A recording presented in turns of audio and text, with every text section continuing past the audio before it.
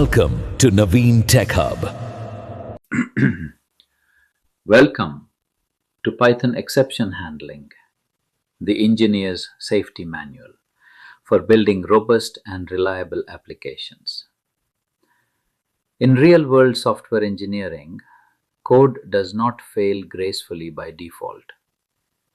Unexpected inputs, missing files, network failures, and invalid operations can crash entire systems in seconds. And that is exactly why exception handling becomes one of the most important skills for any Python developer.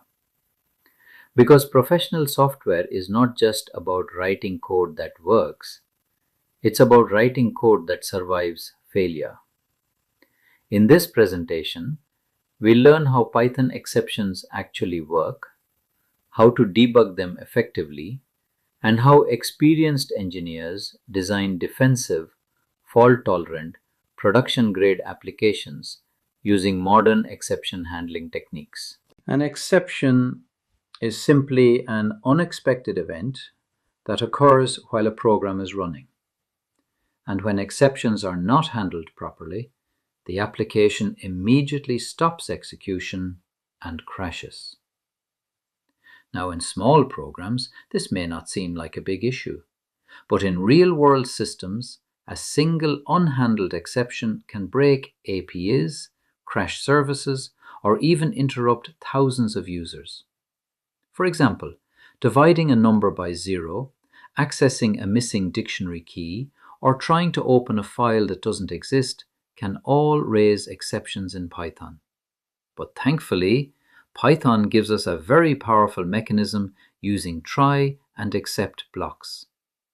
Instead of allowing the application to fail completely, we can detect failures safely, recover gracefully, log useful debugging information, and continue execution without crashing the entire system. And this is what makes exception handling so important. It transforms exceptions from dangerous runtime failures into controlled, predictable execution flows. When Python encounters an exception that is not handled, it generates something called a traceback. A traceback is basically Python's diagnostic report, showing exactly where the failure occurred inside the program. And for developers, this is one of the most valuable debugging tools. Now, when you read a traceback, you'll usually see several important pieces of information: the file name, the line number, the sequence of function calls, the exact operation that failed, and finally, the exception type itself.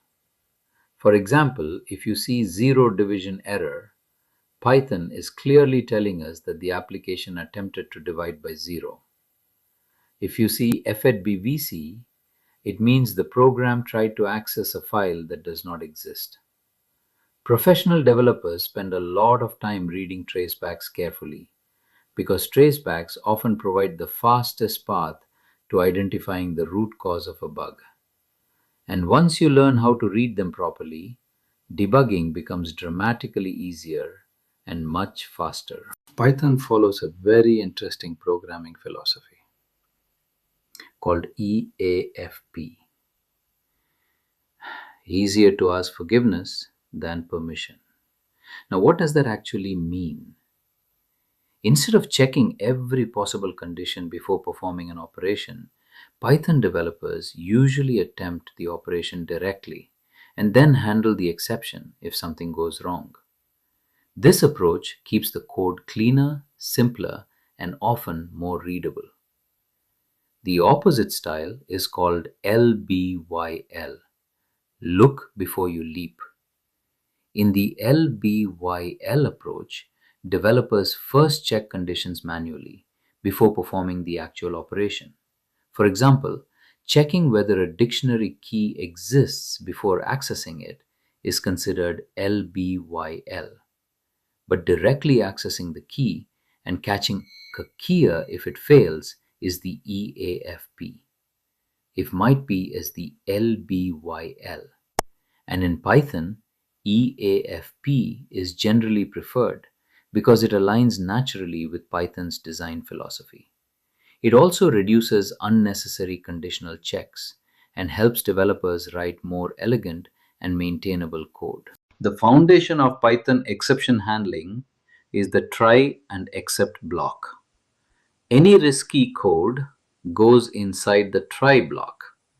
If an exception occurs, Python immediately jumps to the except block instead of crashing the application. For example, dividing by 0 raises a zero division error. Without exception handling, the program stops. But with try and except, we can catch the error safely, show a meaningful message, and continue execution. This is why try and except blocks are essential for building stable and reliable Python applications. Python exceptions are not random errors. They are organized into a structured hierarchy, and each exception type represents a specific kind of failure. For example, zero division error happens when dividing by 0. Key error occurs when a dictionary key is missing. Name error appears when a variable is undefined. And file not found error happens when a file cannot be located. Now, here's why this matters. When developers catch specific exceptions, they can respond intelligently to different failure scenarios. Instead of using generic error handling, Python allows us to build precise, predictable, and professional recovery logic. And that is a huge part of writing clean, production-grade software. One of the biggest mistakes in Python is using a bare except block, because it catches everything, even unexpected system-level errors. This makes debugging much harder and can hide real problems. Instead, professional developers catch specific exceptions. For example, value error, zero division error. Specific exception handling makes code cleaner, safer, and much easier to debug. The else block in Python executes only when the try block succeeds without any exceptions. This helps developers separate risky operations from success logic.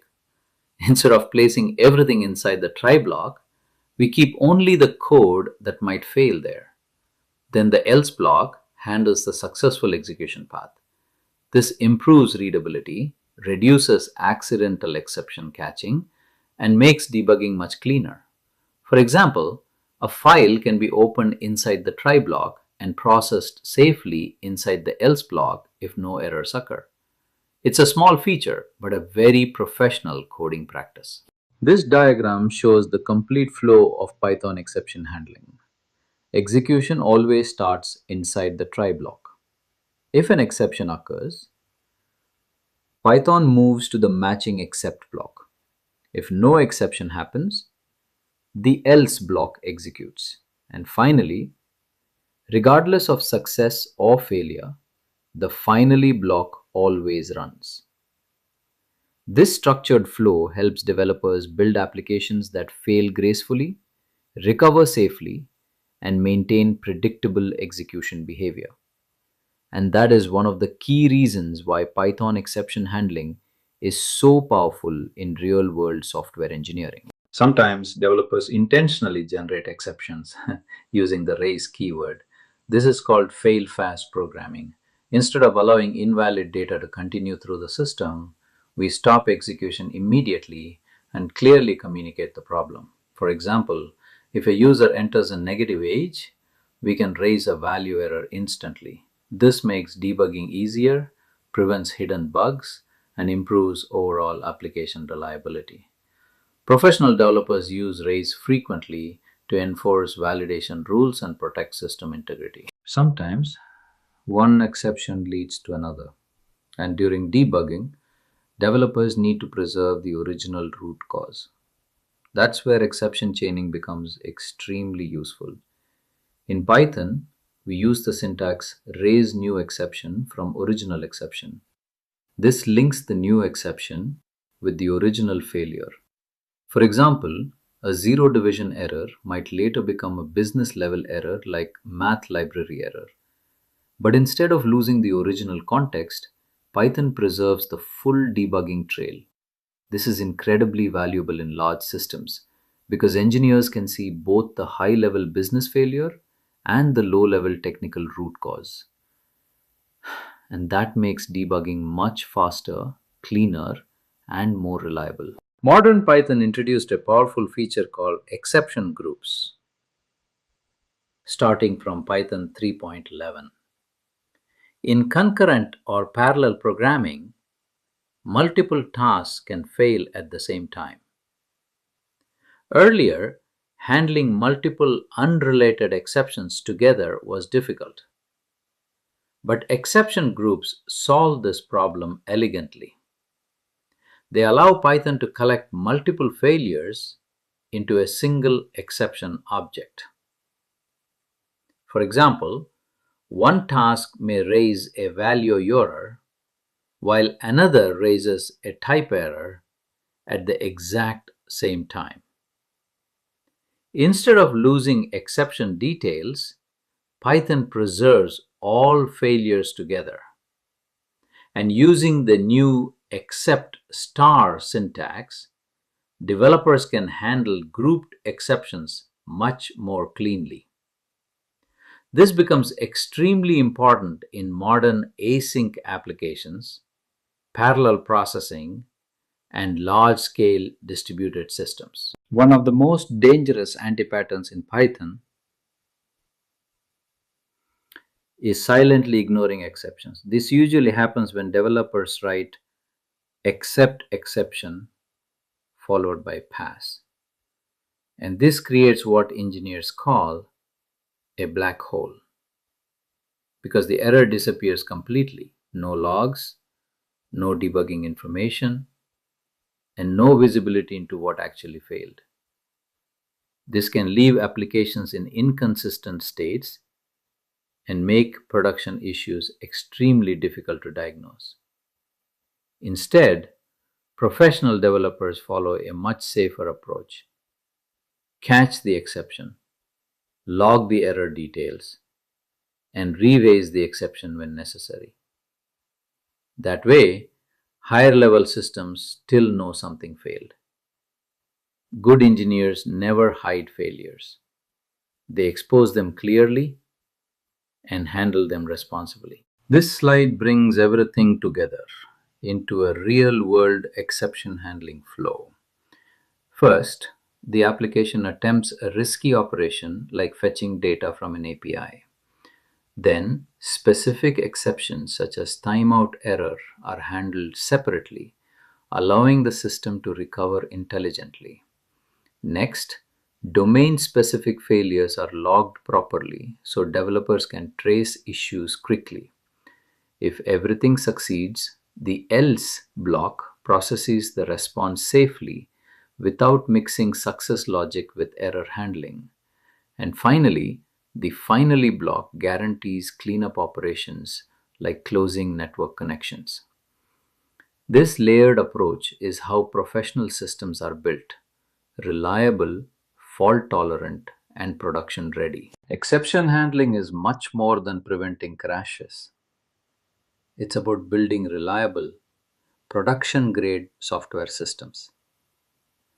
In this presentation, we explored how Python handles exceptions, how tracebacks help debugging, how try, except, else, and finally blocks work together, and how professional developers design fault-tolerant applications using custom exceptions and modern error handling techniques. Remember, great developers don't just write code that works. They write code that survives failure gracefully. I hope this session helped you understand exception handling in a much more practical and engineering-focused way. If you enjoyed this video, make sure to subscribe to Naveen Tech Hub for more deep technical content on Python, AI, system design, cloud engineering, and modern software development. Stay tuned, keep learning, keep building, and I'll see you in the next video. Thanks for watching. Subscribe to Naveen Tech Hub for practical AI.